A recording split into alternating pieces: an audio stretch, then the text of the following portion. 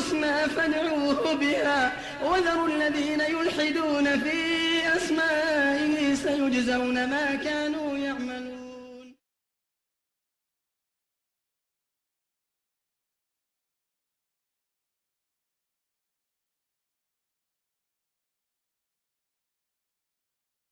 بسم الله الرحمن الرحيم. الحمد لله رب العالمين والصلاة والسلام على سيدنا محمد وعلى آله وصحبه أجمعين. إن الحمد لله نحمده ونستعينه ونستغفره ونعوذ بالله من شرور أنفسنا ومن سيئات أعمالنا. من يهده الله فلا مضل له ومن يضلل فلا هادي له. وأشهد أن لا إله إلا الله وحده لا شريك له وأشهد أن محمدا عبده ورسوله ثم أما بعد. السلام عليكم ورحمة الله وبركاته.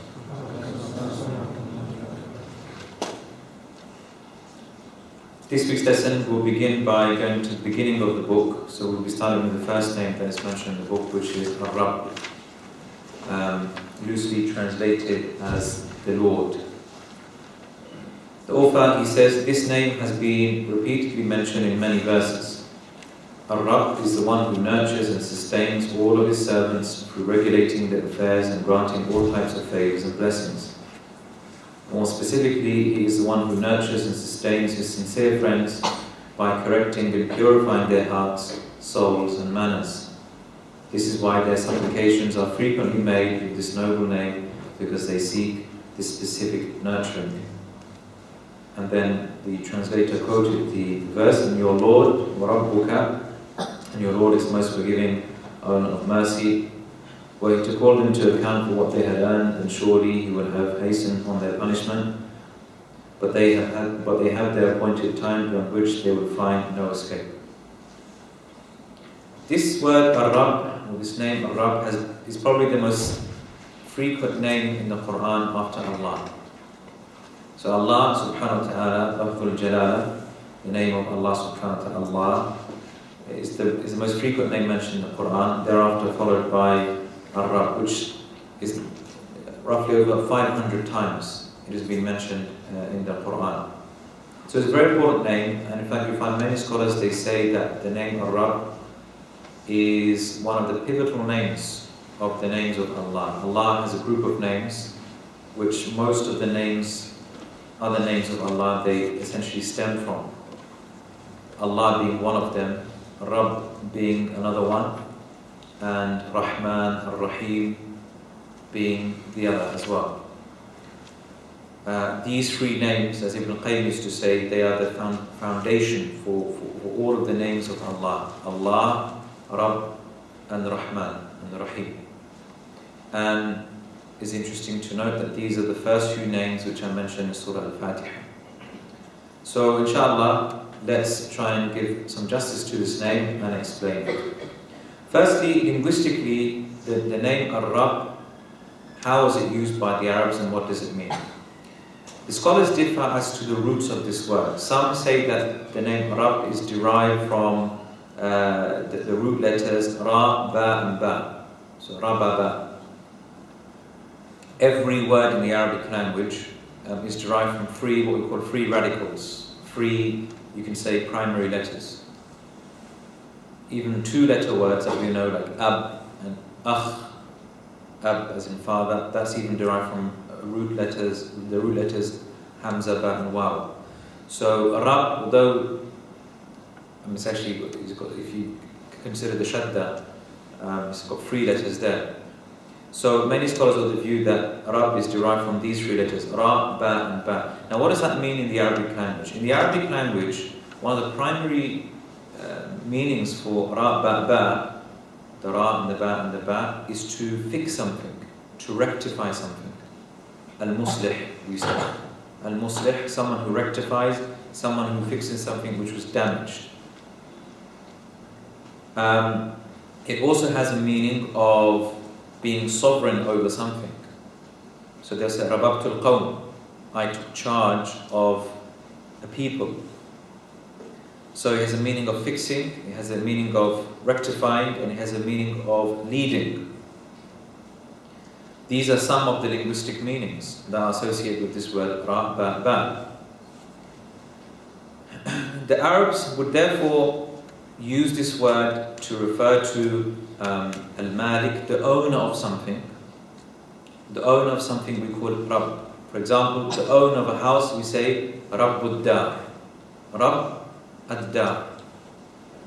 Now, many people, when you translate the word Rabb into English, we translate it as Lord, isn't it? And so, if someone calls himself Lord, you immediately think, oh, that's wrong.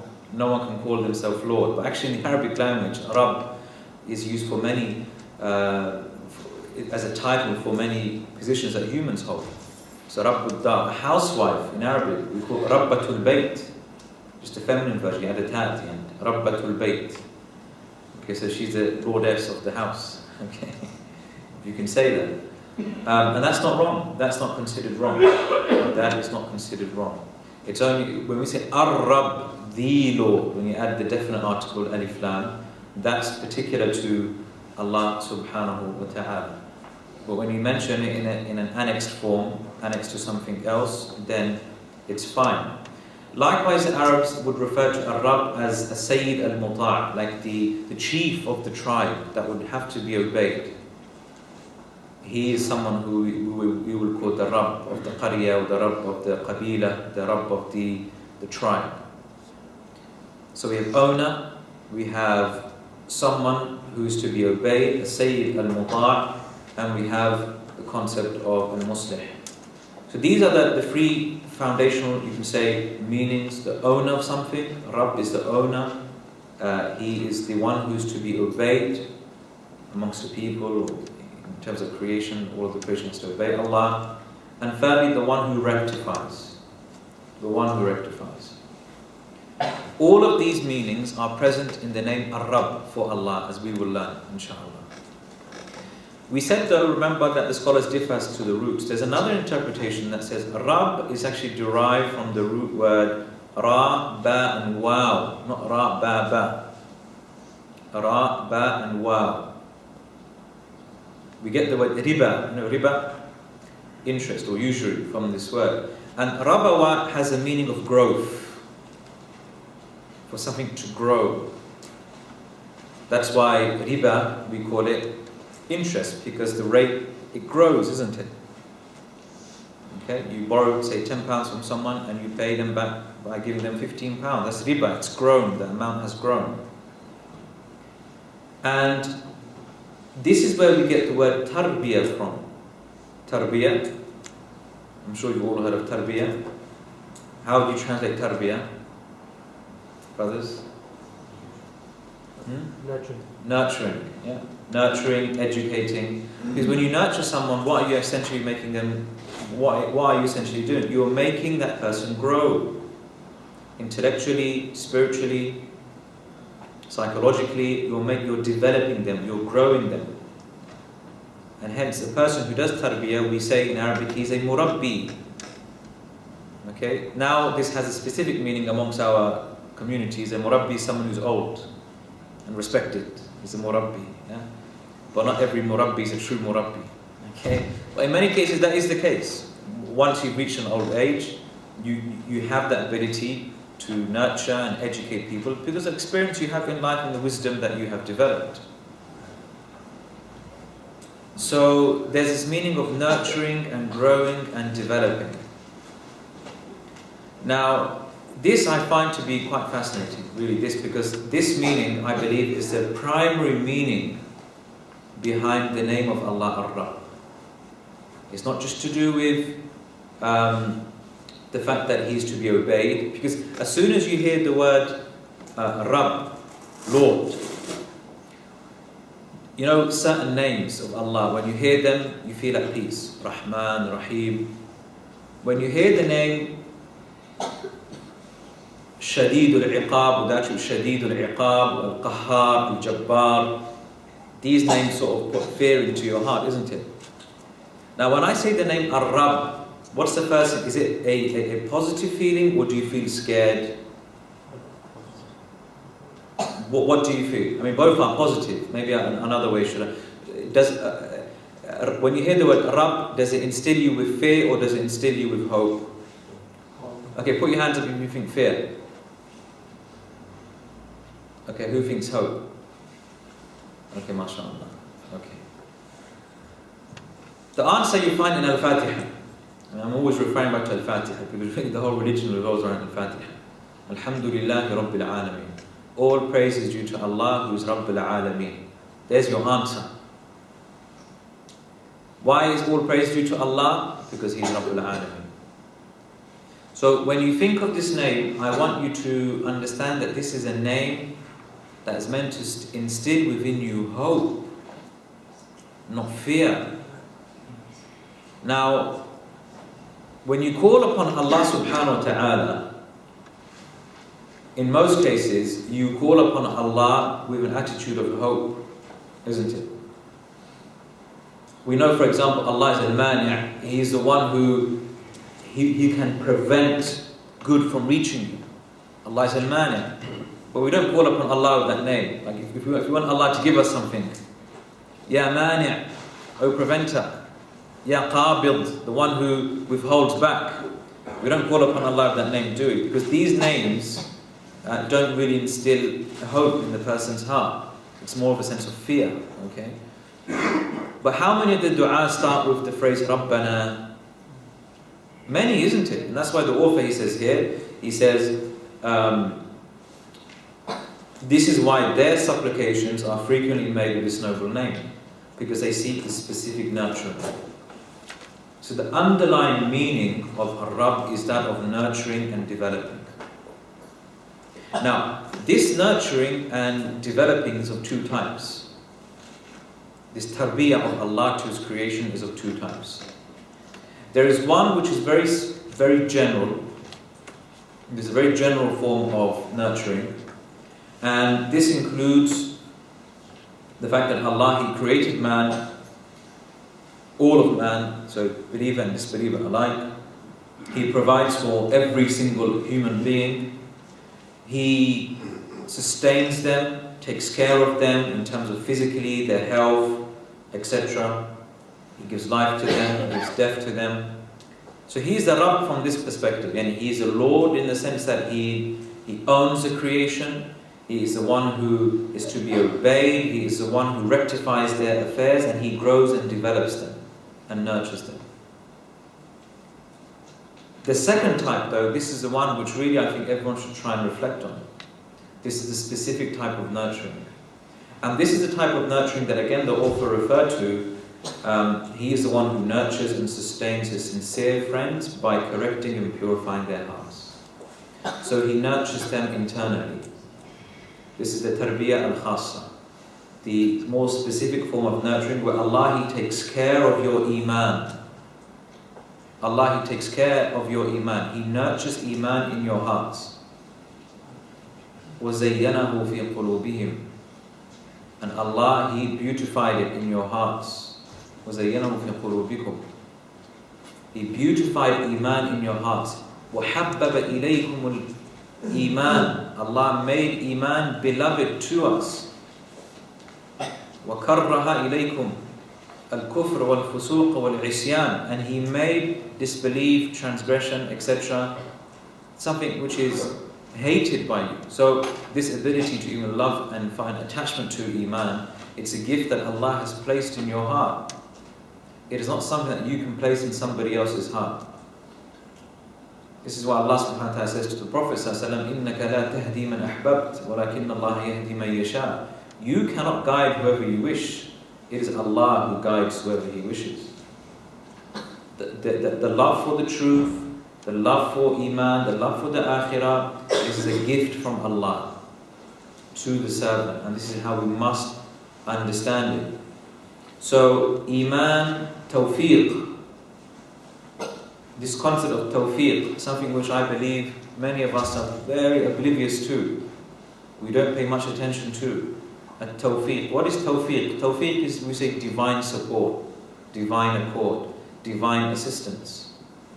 This is when Allah subhanahu wa ta'ala assists the believer, not just in matters of belief, but He actually pushes him and encourages him to do good. And He gives him the ability to do good. He sets everything up for him. So doing good deeds becomes a very easy thing for him.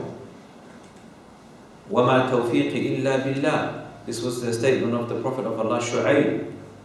alayhi salam, وَمَا تَوْفِيقِ إِلَّا بِاللَّهِ, and I have no tawfiq except in Allah subhanahu wa ta'ala. Rasulullah sallallahu alayhi wa sallam used to say in a dua, Allahumma waffiqni lima tuhibbuhu wa tardah. Oh Allah, waffiqni, oh Allah, give me the tawfiq to do that which you love. Allahumma waffiqni lima tuhibbuhu wa tardah. Allahumma inni as'aluka al-jannata wa ma qarraba ilayha min qawlin aw amal. Oh Allah, I ask for Jannah and that which leads to Jannah, and that which will bring me closer to Jannah. So you're asking Allah to give you the means to attain Jannah. It all comes from Allah subhanahu wa ta'ala. Allahumma hdini wa saddidni. Rasulullah says, oh Allah, ihdini, guide me, wa saddidni, keep me on the straight path. wa saddidni. Allahumma inni as'aluka al-huda wa sadad. Oh Allah, I ask for guidance and to be set on the straight path. And to make this point clear, I want you to reflect on this hadith, which is reported in Tirmidhi. Rasulullah sallallahu alaihi wasallam, he said, إِذَا أَرَادَ اللَّهُ بِعَبْدٍ خَيْرًا اسْتَعْمَلَهُ. If Allah subhanahu wa ta'ala wants good for a servant, now I'm going to translate this literally, but we'll understand this meaning later inshallah. If Allah wants good for a servant, He uses him, or He makes him, maybe a better translation, He makes him do certain actions. So the Sahaba, they said, Ya Rasulullah, kayfa yasta'minuhu? How does Allah, you make this person do actions? He said, يُوَفِّقُهُ لِعَمَلٍ صَالِحٍ قَبْلَ الْمَوْتِ. But Allah gives him the tawfiq to do good deeds before he passes away. Before he passes away. Allah gives him that tawfiq. As Rasulullah said, وَإِنَّ أَحَدَكُمْ لَيَعْمَلُ بِعَمْلِ أَهْلِ الْجَنَّةِ بعمل أهل الجنة حتى ما يكون بينه وبينها إلا ذراع. One of you will be doing the actions of the people of Jannah until literally there is an arm's length between you and Jannah. فيسبق عليه الكتاب, and so fate will overcome him. فيعمل بعمل النار فيدخلها, and he will end up doing the actions of the people of hellfire, and he will eventually end up amongst the people of hellfire. And we'll discuss this in a bit more detail later, but the second part of the hadith, then it goes on to say, وَإِنَّ أَحَدَكُمْ لَيَعْمَلُ بِعَمَلِ أَهْلِ النَّارِ. One of you will be doing the actions of the people of hellfire. حَتَّى مَا يَكُونَ بَيْنَهُ وَبَيْنَهَا إِلَّا ذِرَاعٍ, until there is an arm's length between you and it. فَيَسْبِقَ عَلَيْهِ الْكِتَابِ, and so the fate will overcome that person. فَيَعْمَلُ بِعَمَلِ أَهْلِ الْجَنَّةِ فَيَدْخُلُهَا, and then he will end up doing the actions of the people of Jannah, and so he will enter into Jannah. The first situation is very rare. The scholars always would say that. And for a man to live a life, and in one riwayah, the riwayah of Imam Ahmad, it says a person will be doing the deeds of the people of Jannah for 70 years. Imagine living a life of 70 years of ibadah to Allah, and then all of a sudden fate overcomes you, and you do the actions of the people of hellfire, and you are resurrected upon that sin. SubhanAllah. Now, this doesn't just happen. This doesn't mean man doesn't have free will. Man does have free will, but the scholars explain this will only happen if someone has some hidden sickness and disease in the heart. If there's a hidden sickness and disease in the heart that the person is maybe unaware of, and he's hiding so much, but deep down inside he has some, maybe it's a matter of belief, maybe it's something he finds difficult to believe and accept. It could be something as simple as not understanding and not maybe accepting the fact that maybe the disbelievers will be in the hell for eternity. Then I can't believe that to be the case, I'm a Muslim, I believe in Islam, but I just can't accept that. He won't openly profess that, but in his heart, he can't accept that. And so what happens, this disease or this illness and this shubha, this doubt that he has in his heart, it will haunt him in the latter part of his life. And so he'll be resurrected upon that. But the second scenario is more common, as the scholars say. Person will be doing the actions of the people of hellfire, but then Allah will give him that tawfiq to all of a sudden do righteous deeds, and Allah will take his life upon that. And how many cases have there been like that? So many stories, unbelievable, and you can't count them, of people, many people living a life of disbelief and then entering into Islam literally a few days before they die. And other people Muslims living a life of sin, and then Allah gives them that tawfiq. So tawfiq, it comes from Allah. You must seek that guidance and assistance from Allah. The problem with many of us, when we find ourselves weak in our deen, we depend on ourselves to try and rectify our own deen. Only. So we think we are the source of our success. So you think of all the different things you need to do. How do I need to improve myself? I need to do this, I need to do that. But you never include Allah in that equation. You will not achieve success like that. وَمَا تَوْفِيقِ إِلَّا بِاللَّهِ. Remember, that's the motto of the believer. وَمَا تَوْفِيقِ إِلَّا بِاللَّهِ. And my success only lies with Allah. Only lies with Allah. Only lies. In fact, if you look at the translation very literally, you'll read as, I have no tawfiq except with Allah. And this is a uslub, we call it in Arabic uslub al-hasar. It's a means of conveying a very exclusive meaning. So therefore, primarily we must depend upon Allah for this success, for this tawfiq, and then depend on secondary means. But after realizing these secondary means can only benefit us if Allah wills so. And that's why, Sheikh Muhammad ibn Ibrahim, the teacher of Sheikh ibn Baz rahimahullah, was asked this question, that there's a very common phrase people say, that you should have thiqa bin nafs, you should have a lot of confidence in yourself. Is this something which is correct? And he replied, no, it's not an obligation to have thiqa, trust in yourself, rather it's haram to have trust in yourself. This might sound very strange, but he explained. He said, if the best of creation, Muhammad sallallahu alayhi wa sallam, would say, Allahumma rahmataka arju, fala takilni ila nafsi tarfata ayn. Oh Allah, it's your mercy that I seek, so do not leave me to myself for the blink of an eye. This is the best of creation. He would say, do not leave me to myself for the blink of an eye. Is this the statement of someone who has self-confidence, or is this the statement of someone who is a true slave to his master? A true slave to his master. He realizes his and trust, all of that he has to put upon Allah subhanahu wa ta'ala. And nowadays you find the opposite. People are saying, the source of your power and success in life, it lies within you. You just have to find that potential and take it out. Don't go down that line. That is not from the Tarbiyah of the Prophets and of the Prophet Muhammad sallallahu alayhi wa sallam. So, this tawfiq, it comes from Allah. At-taysir, Allah facilitates. When we say Allah is Ar-Rabb, He's the one who facilitates, makes things easier for the believer. Now, in life, I want you to try and reflect over this. This is something that, again, one of the things that we sometimes, allow to pass by us. But you find that there are people in life that you know who find a lot of difficulties even just performing the most basic acts of ibadah. For example, salah. Yesterday I was asked a question by a sister. She finds it extremely difficult to pray on time due to her circumstances at work. And she mentioned specifically sort of why she finds it difficult. And it's easy for us just to brush it aside and say, sister, fear Allah, salah is the most important thing in your life. You might find it very easy to pray 5 times a day, but for other people it's extremely difficult due to their circumstances. Sometimes we don't realize how much Allah has facilitated for us ibadah. And we take it for granted. We take it for granted. Some people, they live in homes that are full of haram environment. The environment is completely haram. People will be bringing in drugs, there will be alcohol, there will be all sorts of haram. And for someone to try and resist that, it's extremely difficult. Whereas Allah has facilitated things for us such that we are miles away from such sin. But again, we are heedless to this as well. So Allah yuyassir, Allah makes it easy. He facilitates ibadah for us. That's one of the meanings of Rabb.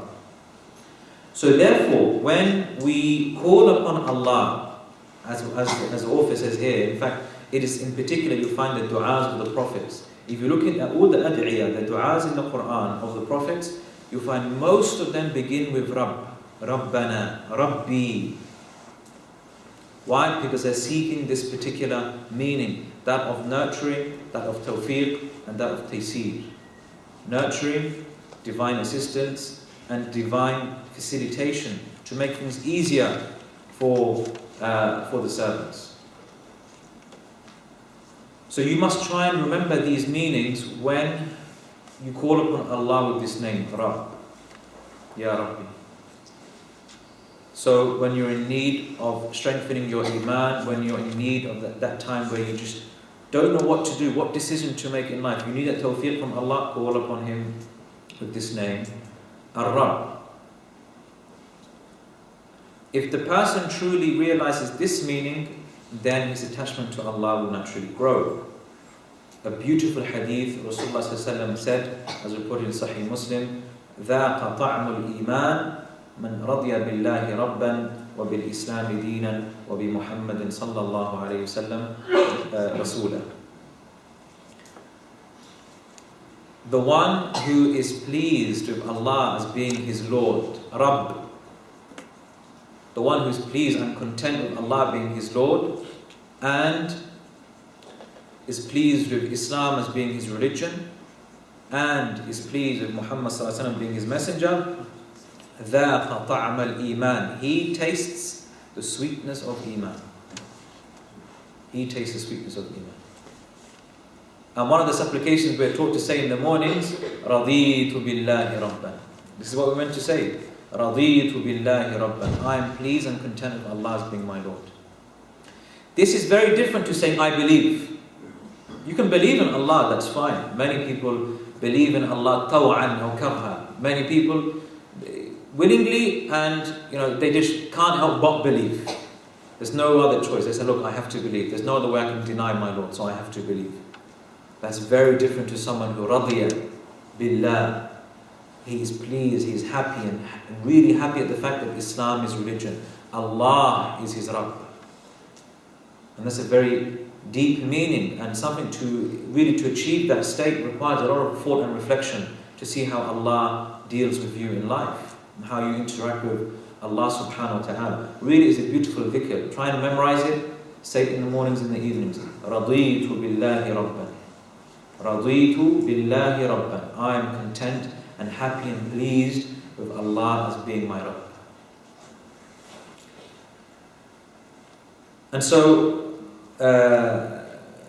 whoever recognizes this naturally will not want anybody else other than Allah as being his Rabb.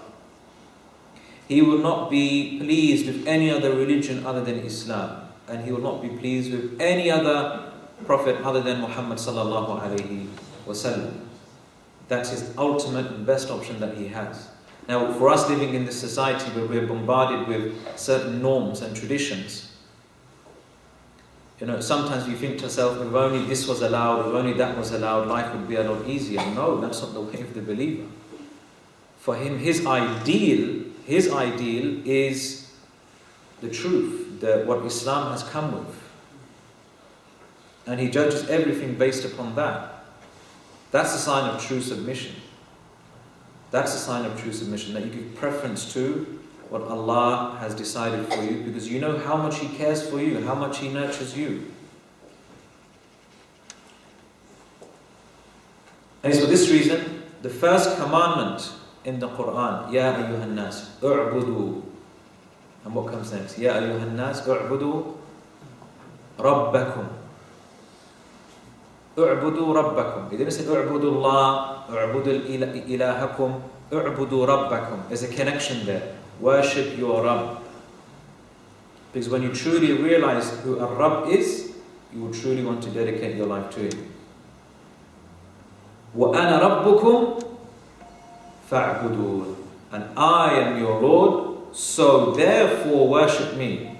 Fa sababiyya. أَنَا رَبُّكُمْ, I am your Lord, therefore, so because Allah is your Rabb, worship Him. Rububiyyah necessitates uluhiyyah. We hear this phrase all the time. The rububiyyah of Allah subhanahu wa ta'ala. When you know Allah is your Rabb. Now here, don't just think Lord, the one who just created everything and just let it be. No. The one who created, sustains, the one you have to obey, the one who nurtures. Surely, when you realize this, you want to worship Allah subhanahu wa ta'ala. And we touched upon this meaning last week. why a person wants to worship Allah. It's not just for Jannah, it's not just to be safe from hellfire, because you believe Allah deserves to be worshipped for who He is. And that's really the essence of servitude to Allah subhanahu wa ta'ala. Now, once we know that that Allah is our Rabb, so we said that it necessitates that we worship Him. This is the one important benefit of knowing that Allah is our Rabb. This is the first benefit, that it necessitates that we worship Allah subhanahu wa ta'ala. Secondly, that we are content with what He has decreed for us in life. We are content with what He has decreed for us in life. Why? Because we know that His decisions are best for us. Where your parents, when they make a decision for you, whose interest is it usually in? It's in the interest of the child, isn't it? And when you're young, you don't usually realize that. You think your parents are just being really harsh with you. But when you're older, you become to realize, actually, they made us suffer, but it was for our benefit at the end of the day. Okay? For many of us, when it comes to Allah, we are like these young children. We see the things that are happening around us, we see the laws that are binding upon us, and we think, oh, this is really harsh, but we just have to do it. No, it's for your maslahah, it's for your benefit. Allah has legislated things for you in life for your benefit. If you fail to recognize the benefit of what Allah has legislated for you, don't accuse the commandment in and of itself. Accuse your own understanding. So if Allah, for example, says, stay away from zina, stay away from anything that leads to zina, free mixing and mixed gatherings and what have you. If Allah has legislated these rulings, don't say, well, I think this is really harsh and it's unfair and it's difficult and it's just test upon test. No, it's for your benefit. It's for your maslahah. It's for your benefit. We have to understand that. Likewise, the decrees that Allah has decreed for us, the masa'ib, the trials and tribulations in life, they're all been legislated again for benefit of man, whether we realize it or not. Another important thing that we should try and develop as well, from after knowing that Allah is our Rabb, is that we should try and take on some of these qualities of being a murabbi. Just like Allah is a murabbi to the creation, we also as well, because even the Rasulullah said, تَخَلَّقُوا بِأَخْلَاقِ اللَّهِ, that take on the akhlaq of Allah. Now here we have to be careful with this hadith. Take on the akhlaq of Allah, because not all characteristics of Allah are suitable for man. For example, Allah, لَا تَأْخُذُهُ سِنَةٌ وَلَا نَوْمٌ. Allah is not overtaken by sleep or slumber. Now we do not try and take on this quality. Okay, because again, that will just, we can't live like that. But Allah, for example, is Rahim, and He is Afu, He is merciful, He is pardoning. We should also try to be pardoning and merciful as well. So we should also try to be murabbis as well. We grow and educate people gradually. We don't make things binding upon people straight away and force everything down their throats. This was never the way of Rasulullah. He would gradually teach the companions. Allah would gradually send down revelation. لِنُثَبِّتَ بِهِ فُؤَادَكَ, so that we can establish that and make your heart firm. That Allah will send the Quran in stages. Everything Allah, He done in stages. If you look, Allah can make things instantaneously if He wants to. Kun fayakun. But did Allah create the heavens and the earth like that? No, 6 days. Fi sittati ayyam, in 6 days. Allah can create a child just like that, but Allah decided that the child has to grow in the fetus, has to grow in the womb of the mother for a period of 9 months. And there's great wisdom in that, as we will learn, inshallah. When we look at the name Ar-Rahman, and we look at the name Ar-Rahim, the womb. The name of the womb in Arabic is Ar-Rahim, it's connected to the word Rahman. So, and that's why, in fact, Allah commands us in Surah Al-Imran, verse 79, كُونُوا رَبَّانِيِّينَ, be Rabbani. Be Rabbani. Be people who nurture gradually. People that nurture people gradually. Ibn Abbas, when he was asked about this ayah, he said, هُوَ الَّذِي يُعَلِّمُ النَّاسِ بِصِغَارِ الْأَمْرِ قَبْلَ كِبَارِهِ. He is the one who teaches people the basic things before He teaches them the major things of life. And that's the quality of the greatest scholars of our time, really. We live in a time where people always, speaking about the scholars and criticizing or what have you. But you usually find the most beneficial and the most productive scholars were those who taught people the basics of all knowledge. And they're the ones who really laid down the foundations for this Islamic revival and movement. Kunu Rabbaniyin. Some people are just known for controversial issues. They're known for those intricate masail, the most difficult matters, whereas others are known for teaching people the basics of their religion. This is the type of scholarship that we seek. This is the type of scholarship that we need. People who can go to the grassroots levels and they can teach people the basics of their religion and make them firm upon that. Thereafter, you can build generations from that. So, this is the discussion of, this is regarding the name Ar-Rabb.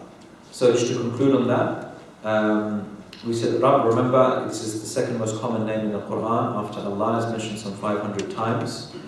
The scholars differed about the root of the name Ar-Rabb. Does it come from Rababa or Rabawa? And we said Rababa has a meaning of fixing and adjusting things. And therefore he was known as the Rabb in the Arabic language, referred to someone who's obeyed in a tribe or held a position or owned something, like the owner of a house, Rabbul Bayt. Or if you took the second interpretation, Rabb comes from Rabawa, which means to nurture and to develop and grow. We said this is the essence of the meaning of Ar-Rabb. And it's meant to be a name that instills hope in your heart and not dread and fear. And the proof of that was which ayah in the Quran? Surah Al-Fatiha. Alhamdulillahi Rabbil Alameen. All praise is due to Allah. So you feel that you want to praise Allah subhanahu wa ta'ala because He is Rabbil Alameen. Also for the previous verse, if you count it as a verse, Bismillahir Rahmanir Rahim. Many scholars say the immediate response of saying Bismillahir Rahmanir Rahim is Alhamdulillah.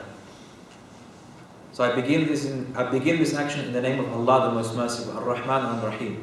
You're so overwhelmed by that, then the next thing you naturally want to say is Alhamdulillah. And also because He is Rabbil Alameen. Okay. Now, we mentioned before that the three fundamental names that the names of Allah revolve around are Allah and Rabb and Rahman and Rahim. For that reason, I would like to just skip a few names, but we'll go back to these names inshallah. So if you go to page 7, we'll discuss Ar-Rahman and Rahim now, inshallah.